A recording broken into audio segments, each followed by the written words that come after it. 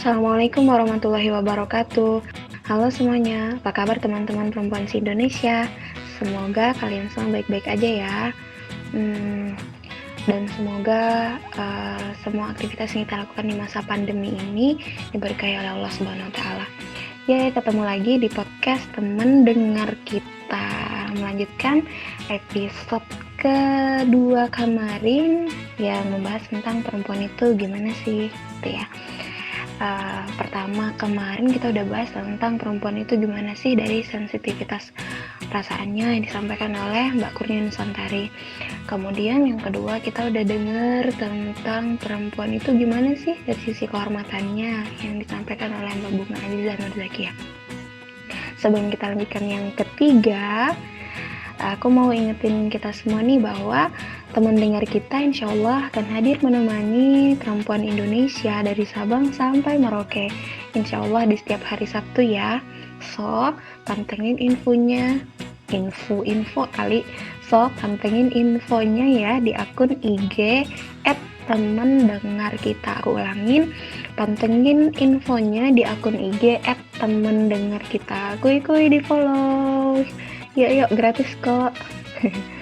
Lalu follow juga akun kita di aplikasi Spotify kamu ya sis, dengan nama Teman Dengar Kita. Masih ingat kan dengan aku Siti Koriah, Program and Research Director of Teman Dengar Kita, atau disingkat dengan CID kita. Akan mengajak kalian kembali berbincang-bincang tentang perempuan itu gimana sih, masih bersama dengan teman-teman pengelola. Oke, yang ini terakhir loh ya. Ada yang tahu? Yuk, siapa aja yang udah menyampaikan pendapatnya. Kemarin udah ada Mbak Kurnia, Mbak Bunga. Nah ini siapa ya? Tahu kan? Kalau belum tahu, coba deh buka lagi akun IG kita. Nah, di tengah-tengah kita, insya Allah yang sudah siap dengan pembahasannya yang keren banget, sudah hadir Mbak Arif Budianti. Ya, namanya Mbak Arif Budianti, dipanggilnya Mbak ya, bukan Mas.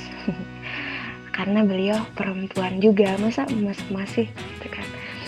Beliau ini adalah Vice Director, beliau wakil direkturnya dari Mbak Bunga, yaitu di bagian Relation and Media dari podcast Teman Dengar Kita. Setelah dijelasin kemarin tentang perempuan dan sensitivitas perasaannya, kemudian perempuan dan kehormatannya, kira-kira udah nambah belum nih definisi perempuan menurut kamu itu apa? Apa udah semakin menyadari bahwa perempuan itu punya perasaan yang sensitif, kemudian perempuan itu punya kehormatan yang harus dijaga, terus bla bla bla dan seterusnya. Mungkin udah ada ya definisi seperti itu, khususnya mendefinisikan diri kita sendiri sebagai seorang perempuan. Nah, terlepas dari itu semua, sebagai fitrahnya seorang perempuan, kita juga diberikan potensi sebagai seorang manusia yang memiliki kreativitasnya masing-masing, seperti itu. Apakah seorang perempuan itu hanya fokus dengan perasaannya saja atau hanya fokus dengan penampilannya saja? Tentu saja tidak seperti itu. Karena Allah menciptakan kita, laki-laki dan perempuan itu diberikan kesempatan yang sama untuk beramal solih sebagai bentuk penghambaan kita kepada Allah Subhanahu wa Ta'ala. Jadi, gimana ya bentuk kreativitas yang bisa dilakukan oleh perempuan-perempuan Indonesia? Nah, yuk kita dengerin pembahasan yang akan disampaikan oleh Mbak Arif Budianti. Kepada Mbak Arif, disilahkan. Terima kasih kepada sahabat teman dengar kita, Kak Siti, atas pertanyaannya, yaitu mengenai perempuan dan kreativitas. Nah teman-teman, pernah nggak sih kita berpikir mengapa nama-nama seperti Cut Nyadin, Kartini, Dewi Sartika, dan nama-nama pejuang perempuan lainnya itu bisa kita dengar sampai saat ini? Atau dari kalangan tokoh-tokoh muslimah zaman Rasulullah seperti Sayyidah Khadijah, Sayyidah Aisyah, atau Asma binti Abu Bakar radhiyallahu anha, yang mereka telah lama wafat, namun nama-nama mereka, kisah-kisah mereka masih kita dengar sampai saat ini. Apa sih yang membedakan mereka dengan perempuan-perempuan lainnya? Tentu saja hal ini disebabkan akan kontribusi-kontribusi mereka, di mana para pejuang perempuan di Indonesia ada yang berjuang langsung menghadang para penjajah, meninggalkan predikat perempuan berfisik lemah, atau berjuang melalui dunia pendidikan dengan mendirikan sekolah-sekolah perempuan. Adapun para sahabiah ada yang mendukung Rasulullah melewati masa-masa sulit perjuangan dakwah pada masa itu, baik melalui harta, tenaga, maupun meluaskan hadis saya. Kita mulai bertanya, apa sih kontribusi saya? Apa kontribusi saya terhadap Islam? Apa kontribusi saya terhadap negara ini? Nah, kalau kita mikirnya langsung ke negara, langsung ke negeri, itu tentu saja kita berpikir berat banget ya, apalagi berpikir sampai kontribusi untuk dunia. Nanti malahan muncul pikiran yang penting aku jadi manusia yang gak nyusahin orang lain aja deh, gitu ya. Nah, tapi teman-teman, nyusahin orang itu kalau menurut saya sih itu udah kayak panggilan jiwa gitu. Kita itu udah butuh bantuan orang lain sejak kita masih dalam kandungan. Semasa kita dalam kandungan, kita itu udah nyusahin ibu kita. Mungkin beliau merasakan sakit, nggak bebas bergerak, atau perasaan-perasaan nggak nyaman lainnya. Apalagi saat melahirkan kita. Nah, namun yang membedakannya adalah rasa kasih sayang yang membuat beliau merasa tetap bahagia ngejalaninnya. Lalu kalau ke diri kita yang sekarang, kita tentu aja masih sering meminta tolong ke orang lain. Jadi kita itu emang makhluk sosial yang membutuhkan orang lain dalam kehidupan kita. Nyusahin orang lain alias butuh bantuan orang lain. Nah, kembali lagi kepada kontribusi kita, khususnya untuk kaum perempuan, kita itu nggak usah dulu memikirkan kontribusi besar seperti kontribusi untuk negara, tapi sebelumnya kita pikirkan dulu kontribusi kita untuk diri kita sendiri. Apa kita sudah memenuhi hak-hak diri kita?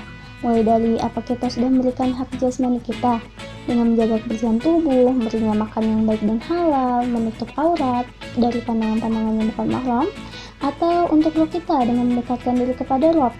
Kemudian apa kita sudah memberikan asupan pengetahuan untuk akal kita? Nah, kalau sudah, kita berpikir untuk lingkungan kita nih, lingkungan terkecil dulu deh, untuk keluarga kita misalnya, untuk orang tua kita, dengan membantu meringankan pekerjaan mereka, nyapu, ngepel, atau apa ya.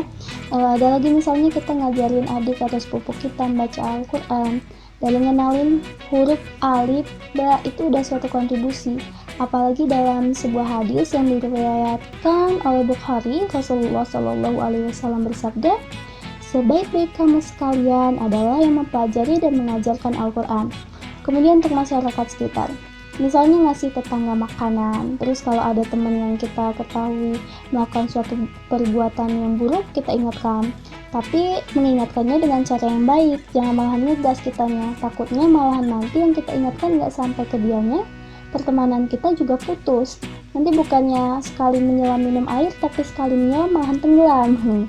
Nah teman-teman, untuk menghadirkan kontribusi-kontribusi itu, kita itu mesti memiliki karya. Sehingga kreativitas kita itu sebagai perempuan emang dibutuhin. Misalnya aja selama masa pandemi, kita kan di rumah aja nih, udah nyoba eksperimen apa aja nih di dapur, atau udah nyoba gaya rebahan apa aja. Nggak ya, semoga kita bisa menghabiskan masa di rumah aja ini dengan lebih bermanfaat. Sebagai perempuan, kita itu kadang ngerasa kita itu terlalu lemah, merasa terbatas. Nah tapi misalnya kita mau menghadang penjajah seperti Cuk Nyadin, tentu kita nggak bisa di zaman sekarang, karena kita sekarang nggak sedang dijajah negara lain. Tapi kita bisa berkontribusi melalui bidang-bidang keahlian kita. Misalnya dalam sebuah acara nih, kita bisa ngedesain poster. Ya udah, kita ambil bagian itu. Atau kalau di sekolah ada pelajaran yang teman kita belum paham, sedangkan kita udah paham, ya kita ajarkan gitu. Nah gitu aja sih, intinya itu kita sebagai perempuan, dibalik kekurangan dan kelebihan kita itu, dibalik segala keterbatasan kita coba untuk menggali kreativitas kita, sehingga kita bisa menghasilkan karya-karya dan kontribusi-kontribusi yang setidaknya itu bisa bermanfaat untuk diri kita atau untuk lingkungan sekitar kita. Demikian ya penjelasan dari Mbak Arif tadi tentang kreativitas seorang perempuan itu. Beliau mencontohkan gimana perempuan-perempuan pada masa dahulu, kemudian perempuan-perempuan yang berjuang untuk Indonesia, sampai kepada bagaimana perempuan itu bisa memberikan kontribusi dari ruang lingkup yang paling besar sampai ke ruang lingkup yang paling kecil. yang aku tangkap tadi bahwa kontribusi besar itu memang harus kita lakukan, tapi ada hal yang harus kita perhatikan lagi sebelum kepada kontribusi besar itu, yaitu kontribusi di ruang lingkup yang paling kecil, yaitu kepada diri kita. Kontribusi yang bisa kita berikan untuk diri kita sendiri adalah memenuhi potensi-potensi yang kita miliki itu dengan asupannya masing-masing. Misalnya potensi yang Allah kasih itu adalah potensi akal, ya kita kasih asupannya dengan belajar, kemudian mengajarkan tadi, kemudian cara kita berkreativitas yang lainnya. Banyak sekali yang bisa kita lakukan, karena ruang-ruang untuk produktif itu banyak banget bisa kita temui. Tinggal gimana caranya kita bisa menemukan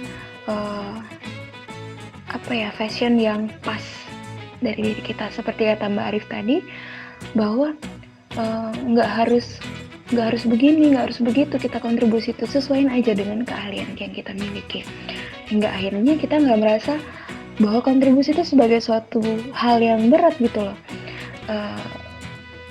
Ya di-enjoyin aja gitu lah, santuy gitu ya, tapi emang santuinya itu bermanfaat dan kita menikmatin itu dari Mbak Arif tadi. Tentunya bahwa Allah menciptakan kreativitas itu adalah untuk memberikan kesempatan kepada kita bahwa ada space dalam hidup kita yang bisa kita manfaatin untuk bermanfaat buat orang lain. Ada hadis yang mengatakan bahwa khairun nas anfa'uhum linnas, bahwa sebaik-baik manusia itu adalah yang bermanfaat buat orang lain. Nah, bagi kita para perempuan, jadikan kreativitas yang kita miliki itu sebagai sarana kita untuk mengeksplor diri kita masing-masing. Jadi nggak terbatas pada gender, ya jangan sampai lah ya membatasi diri kita gara-gara gender. Aku nggak bisa gini, nggak bisa gitu, aku kan perempuan. Justru nggak boleh seperti itu. Sekecil apapun bermanfaatlah untuk orang lain. Oke, dengan berakhirnya penjelasan dari Mbak Arif tadi, maka selesai pula sesi kita tentang perempuan itu gimana sih. Ini kita udah bahas nih, udah dari 3 sudut pandang ya. Sudut pandang sensitivitas perasaan, kemudian sudut pandang kehormatan, dan sudut pandang kreativitas. Gimana? Sudah kompleks belum? Udah semakin mantap untuk menghargai diri kita sebagai seorang perempuan dan menganggap diri kita adalah mutiara yang berharga? Harusnya udah gitu ya. Kalaupun belum, nggak apa-apa, nggak dipaksain. Jangan insecure. Kita harus percaya diri bahwa apa yang sudah kita miliki hari ini adalah karunia Allah Subhanahu wa Ta'ala yang tiada terhingga. Ada banyak orang yang belum sempat merasakan apa yang kita rasakan hari ini. Maka mari terus kita memperbaiki diri, menemukan teman-teman berjuang yang bisa support kita gitu kan, yang support kamu dimanapun berada, sehingga kamu bisa menggali potensi lebih dalam lagi. Oke teman-teman, jadi cukupkan dulu episode hari ini.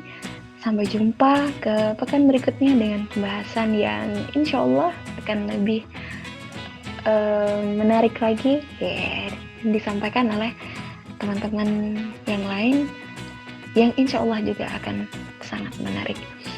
Jangan lewatkan setiap Sabtu. Insya Allah podcast kita akan hadir terus menemani teman-teman semua. Dan kalaupun ada masukan dan saran buat perkembangan atau kemajuan podcast teman dengar kita, boleh kamu sampaikan lewat IG di @temandengarkita. Jangan lupa di follow ya, dan di share, like setiap postingannya. Terima kasih. Semoga bermanfaat. Mohon maaf atas segala kesalahan dan kehilafan. Kepada Allah kami mohon ampun. Assalamualaikum warahmatullahi wabarakatuh.